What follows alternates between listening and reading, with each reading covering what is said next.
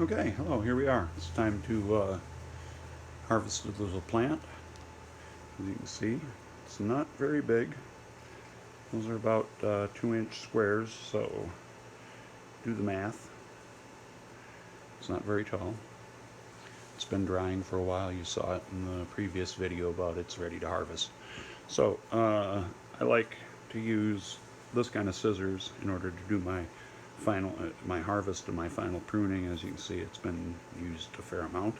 They're made by Fiskars. They're real easy to find. They're cheap. They stay sharp forever.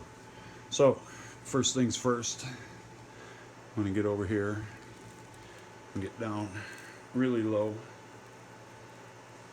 and carefully work my way through.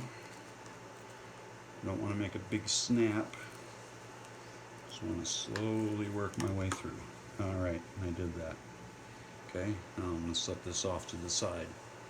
Next thing I'm going to do is I'm going to start to look, see if I can get a few of these off here like this.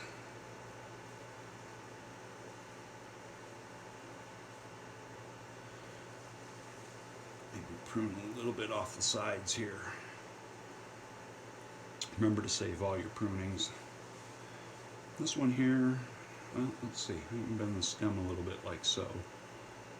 Main thing is you don't want to get in there and disturb too much of the bud at this point. Actually, I'm going to let that one go. But you can see this one right here, real easy to access and pop out of there. Another one right here, real easy to access and pop out of there.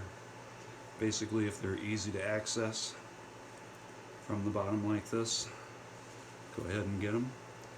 The other ones that you see that I'm passing by, we'll get those later in another prune, because as the bud starts to dry, it's going to of course shrink up some, which is then going to make it easier to access the stem of the leaf, much like I'm doing here. And I'm just leaving it on the stalk. Taking little prunes here, little prunes there, finding what's easy to get access to, what's ready that can almost kind of be pulled away. Here's one, and kind of work my way in and snip that out of there.